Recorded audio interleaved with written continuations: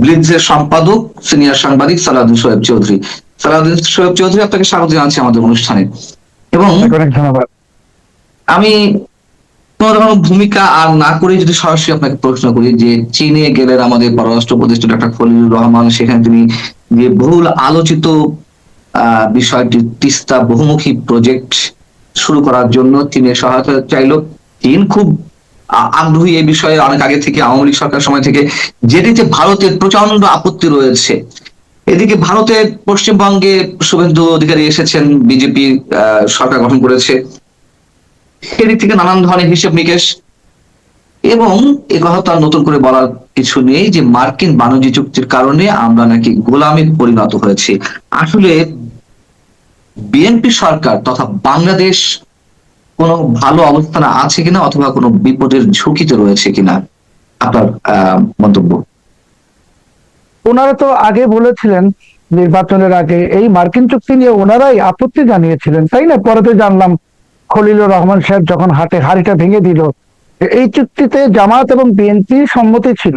আর এখন কাজ কারবারে তো সেটাই মনে হচ্ছে। আর আপনি যেটা বললেন বাংলাদেশ ফার্স্ট, ওনারা বলে সবার আগে বাংলাদেশ, এটা হলো একটা নেহাত একটা কাগুজের স্লোগান। ওনাদের সবার আগে আমেরিকা, তারও আগে ডোনাল্ড ট্রাম্প। মানে ডোনাল্ড ট্রাম্পকে বোয়িং কিনতে হবে, দিয়ে দিচ্ছে। আরো অনেক কিছু কিনতে আছে। চট্টগ্রাম বন্দরে যে মার্কিন যুক্তরাষ্ট্র থেকে আমদানি দ্বিগুণ বেড়ে গেছে এখন। আর বিনিময়ে আমেরিকা আমাদের গার্মেন্টস এর ক্রয়াদেশ অর্ধেক করে দিচ্ছে, আরো কমাবে। আমরা তো দিয়ে যাচ্ছি। ওই যে সেই নবাব সিরাজউদ্দৌলার পতনের পর East India Company Mir Jafar Ali খানের সাথে যুদ্ধের খরচ চাইতো। খরচ নিতে নিতে এক পর্যায়ে মীর জাফর আলী খান বিরক্ত হয়ে বলছিলেন যে টাকা কি গাছে ধরে। বিএনপি সরকারও খুব শিগগিরই এই কথাটা আমেরিকাকে বলতে বাধ্য হবে যে টাকা কি গাছে ধরে। কারণ বিএনপি তো বুঝতেছে না যে আমেরিকার মন রক্ষা করা এটা কোনোভাবেই সম্ভব না। ওর তো সীমাহীন ক্ষুধা। আমেরিকা এমন একটা দেশ যেটা $30 ট্রিলিয়ন দেনার মধ্যে ডুবে আছে। ইরানের যুদ্ধে ট্রাম্প হেরে গেছে, চোরের মতো পালিয়ে গেছে ইরান থেকে। এখন চীনে যাচ্ছে শি জিনপিং এর পা ধরার জন্য। যেই চীনের বিরুদ্ধে বড় বড় কথা বলছে ট্রাম্প, ট্রাম্প এখন যাচ্ছে শি জিনপিং এর পা ধরার জন্য। ইরানে মার খেয়ে গেছে, পাকিস্তানের সঙ্গে বন্ধুত্ব করছিল। এই ট্রাম্প বলেছিল তার বিশ্বস্ত সঙ্গী, আজকে কি আসছে স্কাই নিউজে, সিবিএস এ, যে পাকিস্তান ওদের সামরিক বিমান যে রাখা হয়, যেখানে বিমান, সামরিক বিমান, সেখানে ইরানের সবগুলো বিমান নিয়ে রেখেছে যেন আমেরিকানরা আক্রমণ করতে না পারে। তো সেই পাকিস্তান এখন আমাদের মিত্র হয়েছে। এই পাকিস্তান আজীবন মিত্রের পিঠে ছুরি মারে জায়গায়। নেপালের বালেন সাথে কি শিখেন না কেন? কয়েকদিন আগে আমেরিকান অ্যাম্বাসেডার সার্জিও গোর, যে ট্রাম্পের বন্ধু, ব্যবসায়িক পার্টনার, দেখা করলো না। কালকে ভারতের বিক্রম মিশ্রি পররাষ্ট্র সচিব দেখা করে নাই। এইটাই হলো বাপের বেটা প্রাইম মিনিস্টার। আগে বাপের বেটা হন, বড় কথা বলেন। আপনারা শুভেন্দু অধিকারী নিয়ে পড়ে আছেন, দুদিন পরে দেখবো আপনার আরো লেভেল নিচে নেমে গেছেন। বাংলাদেশ একটা সার্বভৌম দেশ। আমরা কথা বললে প্রধানমন্ত্রী, তারা তো আসলে নিজের জায়গা থেকে বলছে না। যখন সাংবাদিকরা প্রশ্ন করছে যে পশ্চিমবঙ্গে বিজেপি সরকার গঠন করায় কোনো ধরনের প্রতিক্রিয়া পড়বে কিনা, অথবা শুভেন্দু অধিকারী যখন বললেন গতকালই তিনি সাংবাদিক সম্মেলনে বললেন যে বাংলাদেশ ভারত সীমান্তে যেগুলো এখনো অরক্ষিত অবস্থা আছে সেখানে ফেন্সিং এর ব্যবস্থা করা হবে, কাঁটাতারের দ্বারা দেওয়া হবে। তো সে এবং সীমান্ত হত্যা কয়েকদিন আগেও হয়েছে। সেই সব জায়গা থেকে হুমায়ুন কবিররা এই ধরনের মন্তব্য করছেন যে আমরা আর বসে থাকবো না, চোখে চোখে বলতে হবে। আপনার একটা বাড়িতে আপনি দেয়াল দিচ্ছেন নিরাপত্তার জন্য, ধরুন আমি আপনার প্রতিবেশী, আমি তো আপত্তি করব না। আপনার বাড়িতে দেয়াল, আপনি 60 ফুট উঁচা দেয়াল দেন। আমার যদি চুরি করার ইচ্ছা থাকে তাহলে আমি খুব মাইন্ড করবো, অবজেকশন দেবো। হুমায়ুন কবির এই কথাগুলো বলে বুঝাচ্ছেন কাঁটাতারে বেড়ায় আমাদের বিরাট ক্ষতি হয়ে যাচ্ছে। কোনো ক্ষতি হবে না। ভারত সারা সীমান্ত জুড়ে কাঁটাতারে বেড়া দিয়ে দেখ, আমাদের জন্য আরো ভালো। তখন আমরা, আমাদের দেশের অনেক জিনিস ওখানে চলাচল হয়ে যাবে না। আমরা আরেকটা দেশ তার সীমানা প্রাচীর দিবে, আমরা বলবো আমরা কাঁটাতারের বেলা ভয় পাই না। তার মানে কি আপনার কি গরু চুরির উদ্দেশ্য আছে? আপনার কি গরু পাচারের উদ্দেশ্য আছে, না কোন উদ্দেশ্য আছে? আপনি ভয় পাবেন কেন? আপনারা যে এইগুলা কথা বলেন, বাংলাদেশকে অসম্মানিত করতেছেন, বাংলাদেশকে বিশ্বের বুকে হাস্যকর করতেছেন।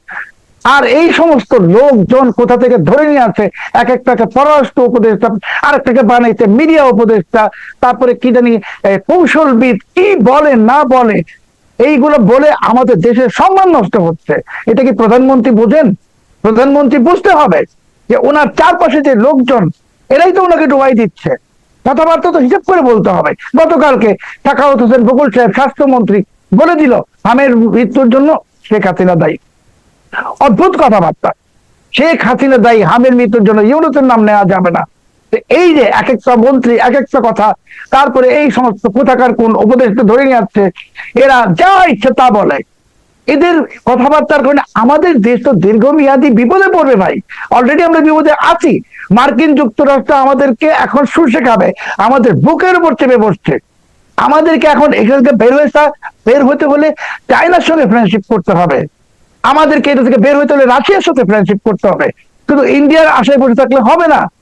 আমি যখন একটি সার্বভৌম রাষ্ট্রের একজন নেতা হিসেবে আমার পায়ের উপর শক্ত করে দাঁড়িয়ে যাব, সবাই আমার কাছে মাথা নত করবে। ভারত কি মাইন্ড করবে না বেইজিং চায়না কি মাইন্ড করবে, এত মাইন্ড করে আমার দেখার দরকার নাই। ন্যাশনাল ইন্টারেস্ট দেখেন।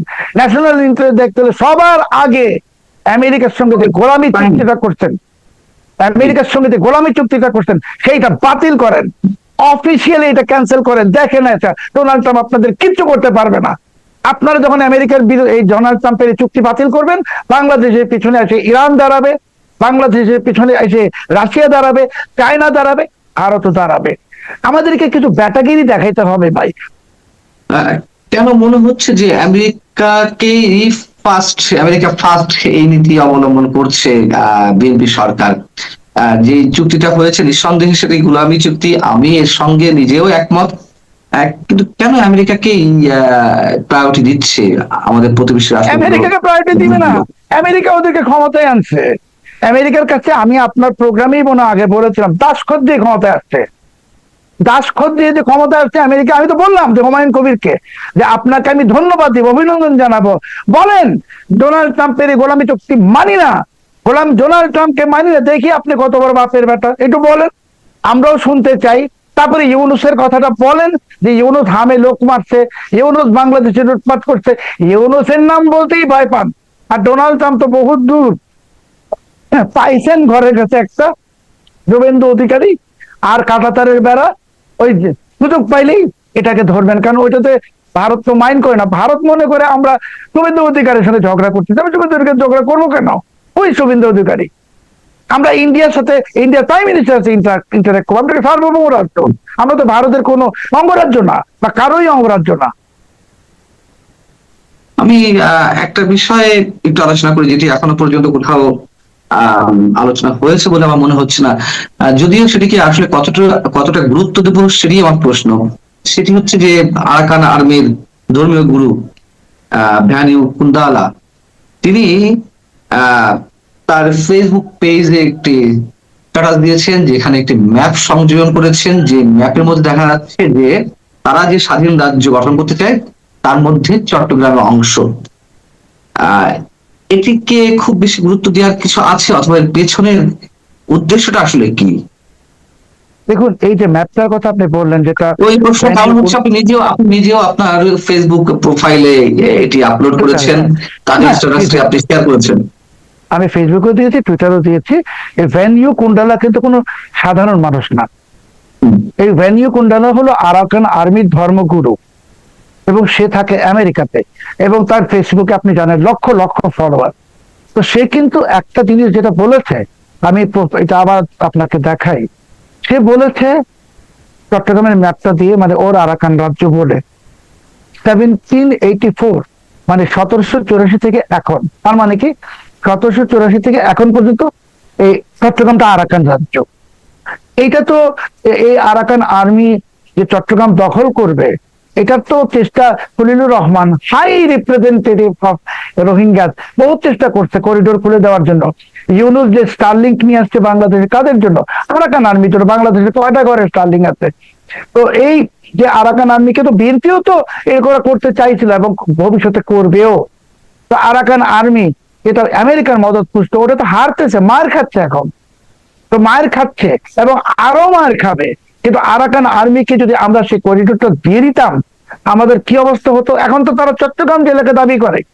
তাহলে ওই যে ইউনূস বলছিল, পান্না ভাই আপনার মনে আছে 2025-এ রোহিঙ্গাদেরকে যে আগামী ঈদ তোমরা নিজের দেশে করবা। ওই দুর্বৃত্ত ফ্যাসিস্ট ইউরোপ জানতো চট্টগ্রামটাই আরাকানের অংশ হয়ে যাবে, তখন তো ওরা নিজের দেশেই করলো। বলে এগুলো কুটিল ষড়যন্ত্র বাংলাদেশকে নিয়ে। আমি বুঝতেছি না যে বিএনপির মধ্যে তো দেশপ্রেমিক 2-4 জন লোক আছেন যারা আত্মা বিক্রি করেন নাই, মাথাও বিক্রি করেন নাই, ওনারা কথা বলেন না কেন?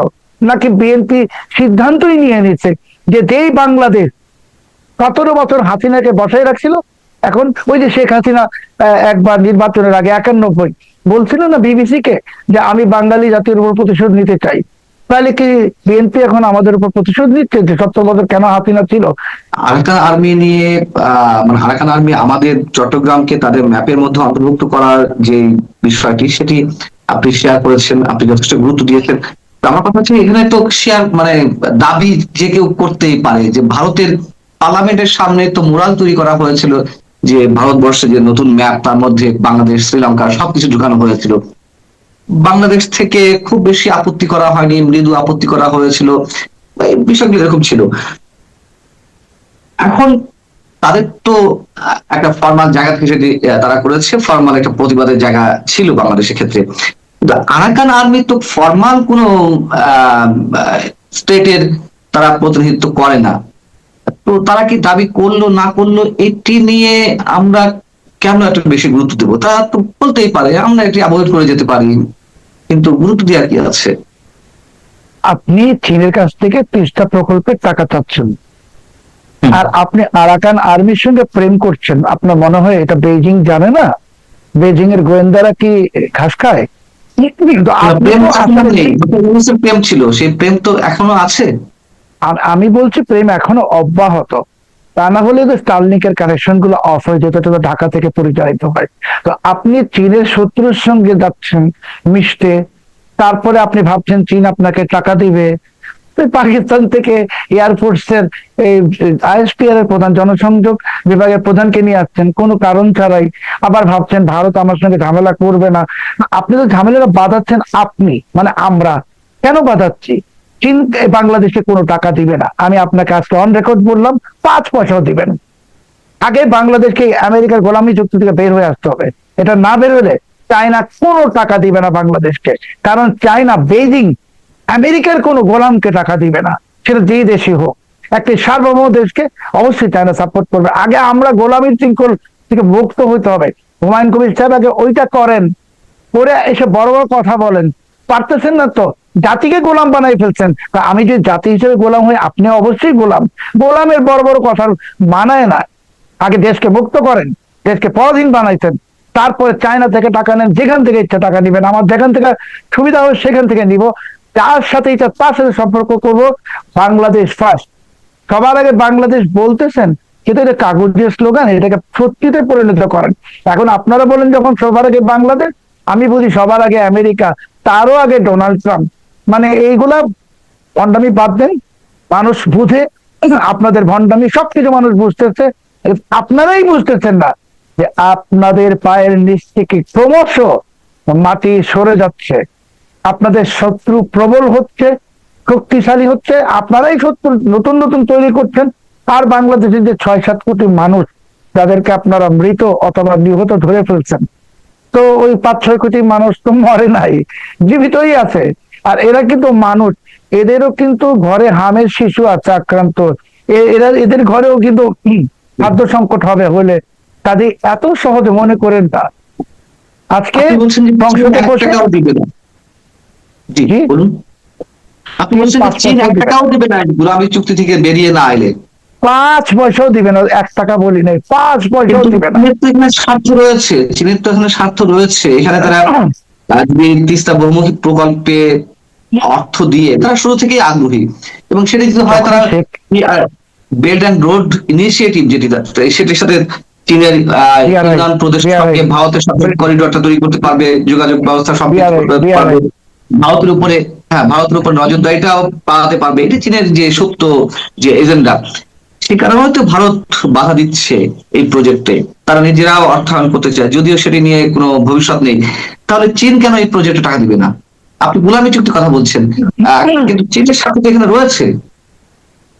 চীন এই কারণেই টাকা দিবে না দেখুন, শেখ হাসিনা কিন্তু স্পষ্টত দৃশ্যত প্রো ইন্ডিয়ান ছিল। তারপরেও কিন্তু চীন বাংলাদেশের এই অবকাঠামো নির্মাণে বিপুল টাকা ইনভেস্টমেন্ট করছে না, বিকজ একটা স্টেবিলিটি ছিল। আর হুম, পরিষ্কার ছিল যে শেখ হাসিনা ইন্ডিয়ার সাথে প্রণয় আছে, প্রেম আছে, কিন্তু ইন্ডিয়ার সাথে গোলামি চুক্তি করে নাই, এটা চায়না শিওর ছিল। আর এখন হুম, চীন এই কারণে দিবে না যে আপনি পোর্ট দিয়ে বসে আছেন বিদেশি কোম্পানিকে, 2 দিন পরে সেন্ট মার্টিন দিয়ে দিয়ে দিবেন আমেরিকাকে সামরিক ঘাঁটি করার জন্য। চীন কি পাগল যে এখানে হচ্ছে তিস্তা ব্যারেজে টাকা ঢেলে তারপর এই ব্যারেজটাই আমেরিকানরা এসে বলবে এখন এটা আমাদের? এরা আমেরিকানরা করতেছে বিভিন্ন দেশে, তাই না? গুন্ডাগিরি তো আমেরিকা করে। আপনি তো সামরিক ঘাঁটি দিচ্ছেন আমেরিকাকে। আপনার মনে হয় না এটা বেজিং এ যারা বসা তারা জানে? সব জানে। আপনার ভেতরেই ঝামেলা, ঝামেলা পরিষ্কার করতে হবে। এই বাংলাদেশের বর্তমান বিএনপি সরকারের কোনো ফরেন পলিসি নাই, কোনো ফরেন পলিসি নাই। তো দেশের অবস্থাই ঠিক নাই, তো তিস্তা ব্যারেজই বলেন আর যাই বলেন কিচ্ছু হবে না পান্ডা ভাই। আমি আবার বলতেছি, বাংলাদেশকে একদম ব্ল্যাক হোলে ছেড়ে দিয়ে গেছে এই ইউনূস। এবং যেরকম ভাবে ইংরেজরা এই ভারতবর্ষ থেকে যাওয়ার আগে একটা কেওস বাধাই দিয়ে গেল ওই সীমান্ত ম্যাপ টেপ টেনে দিয়ে, ঠিক হুম। তেমনি ভাবে আমেরিকানরা নির্বাচন করিয়েছে ঠিক, কিন্তু এমন এক পরিস্থিতি সৃষ্টি করে দিয়ে গেছে যে বাংলাদেশের জন্য কোনোদিন কোনো দল আর মাথা তুলে দাঁড়াতে না পারে। সবাই যেন আমেরিকার কাছে একদম মাথা নত করে থাকে, গোলাম থাকে। তো কাজেই এই পরিস্থিতি আমরা এখন পাই। তাহলে বন্দি যদি যাচ্ছে। তাই হয়, আপনার বক্তব্য অনুযায়ী যদি তাই হয়, তাহলে বিএনপি যে গোলামী চুক্তিকে বাস্তবায়ন করে বা সেই পথেই হারে, তাহলে আমেরিকা বিএনপিকে প্রোটেক্ট করবে। এবং একই সঙ্গে আপনার কাছে প্রশ্ন, যে আপনি যে বলছেন যে বিএনপির পায়ের তলা থেকে মাটি সরে যাচ্ছে, মাত্র 2.5 মাস যে সরকারের বয়স বা 3 মাস, কি এমন ঘটলো যে তার পায়ের তলা থেকে মাটি সরে যাচ্ছে? আমেরিকা বিএনপি কে রক্ষা করবে, আমেরিকা নিজেকে রক্ষা করতে পারে না। ইরানে চোরের মতো পালায় গেছে মায়ের খেয়া। আমেরিকা ইউক্রেন থেকে পালায় বাংলাদেশ তো আর যাচ্ছে। বাংলাদেশ তো আর ইরান না। আমি বলে নি শেষ করি। তো বাংলাদেশ ইরান না, এটা সত্যি, কিন্তু আমেরিকা তো এখন তার শক্তি যে হারিয়ে ফেলছে। আমেরিকা এখন একটা কাগজে বাঘ। আমেরিকা বিএনপি কে প্রোটেকশন দিবে যতক্ষণ বিএনপি কিনবে, নিবে। আমাদের কি অর্থনীতি কি বিশাল, মানে আমাদের কি $500 বিলিয়ন অর্থনীতি আছে যে আমেরিকা থেকে কিনতেই থাকবো অপ্রয়োজনে চা চা কিনবো, চুইংগাম কিনবো, বাবল গাম কিনবো? এমন তো না। কাজে আমেরিকা তো সীমাহীন ক্ষুধা, লুট করতে আছে। লুটের আর ডাকাত, ডাকাতকে আপনি সন্তুষ্ট রাখলে ডাকাত আপনাকে একটু প্রোটেকশন দিবে, কিন্তু সেটা কতক্ষণ? পায়ের নিচ থেকে মাটি সরে যাচ্ছে। এই জন্য বলছি যে সরকারের 3 মাসও পূরণ হয় নাই, হাম নিয়ে হাহাকার, হাম নিয়ে নানামুখী কথা। সরকারের নীতি নির্ধারকরা পররাষ্ট্র নীতিতে একদম লেজে গোবরে হয়ে গেছে। এবং আজ পর্যন্ত বিএনপি যে 2.5 মাস ক্ষমতায় আসলো, সেই আশিকি ইউনূসের আশিকি এখনো বিডার চেয়ারম্যান। তো $1 আসলে এখন তো আশিক বলে জ্বালানি সংকট দূর না হলে বিদেশি বিনিয়োগ আসবে না। বুঝতেছেন তো? তো এই বাটপার গুলাকে, ইউনূসের আশিক, তারপরে এই বাকি গুলাকে আমেরিকাতে ওয়াশিংটন, যেটা অত্যন্ত গুরুত্বপূর্ণ একটা আমাদের জন্য স্টেশন, সেখানে আপনি যে প্রেস মিনিস্টার বসে রাখছেন একটা মাকাল ফলকে, এইটা তাহলে একটা প্রেস মিনিস্টার যে আমার দেশকে ইমেজ ব্রাইটেন করবে, আমেরিকান মিডিয়ার সঙ্গে ইন্টারাক্ট করবে, এই লোক যেটা বসে রাখছেন, ওইটার পেটের মধ্যে যদি আপনার একটা মিসাইলও মেরে দেওয়া হয়, তাও সে একটা ইংরেজিতে সুস্পষ্ট ভাবে একটা প্যারাগ্রাফ লিখতে পারবে। আমি গ্যারান্টি দিয়ে বলতেছি। এটা কিনা বসে রাখবেন এই ইউনূসের লোক। বিএনপি সরকার কি আসলে আছে? তো ইউনূস। আপনি দেখেন ওই মাকার ফল, তারপরে এই আশিক, তারপরে এই খলিলুর রহমান, তারপরে এই আসাদুজ্জামান, সবাই তো ইউনূসের লোক। বিএনপির লোকটা কোথায়? যারা বিএনপির লোক আছে ওরা তো দেখতেছেন কি করতেছে। কাজেই ভাই আমাদের দেশের সামনে খারাপই আছে, কষ্ট আছে, বিপদ আছে। বিএনপি বুঝতেছে না। আমি আবার বলতেছি, বিএনপির পা নিচ থেকে মাটি সরে যাচ্ছে। লাস্ট কথা বলি, কেন পাকিস্তান চাচ্ছে বাংলাদেশকে ইউজ করে ভারতের সঙ্গে একটা যুদ্ধ বাধায় দিতে, যাতে ভারত বাংলাদেশে হামলাটা করে, পাকিস্তানে না করে। এবং সেই যুদ্ধের দিকে কিন্তু বাংলাদেশকে এগিয়ে নিচ্ছে পাকিস্তান। এবং হঠাৎ করে দেখবেন যে ভারতে পাকিস্তান হামলা করবে বাংলাদেশের মাটি থেকে। আমি বললাম আপনাকে আজকে, তারপরে 71-এ তো আমাদেরকে প্রতিশোধ নিতে পারেনি, ওরা পালাই গেছিল পাকিস্তান। 71-এর প্রতিশোধটা নিয়ে আমাদের দেশটাকে একটা গোরস্থান বানিয়ে দিয়ে পাকিস্তানিরাও চলে যাবে, এবং বিএনপি সেই চাপেই পা দিয়ে দিবে। বুঝতে পারছি আমরা একটা জটিল সমীকরণের মধ্যে আটকে যাচ্ছি। হম অবশ্যই আমাদের শুভকামনা বিএনপির প্রতি রইবে যে তাদের শুভবুদ্ধি উদয় হোক, সঠিক পররাষ্ট্রনীতি অবলম্বন করুক, বাংলাদেশকে প্রায়োরিটি দিক সবার আগে। সে প্রত্যাশা নিশ্চয় আমাদের সবারই। দুষ্কর চৌধুরী, আপনি ভালো থাকবেন। আমাদেরকে এই সময় দেওয়ার জন্য আপনাকে অনেক অনেক ধন্যবাদ। দর্শক, আপনারা যারা শুনছিলেন, আপনারা ভালো থাকবেন। আল্লাহ হাফেজ।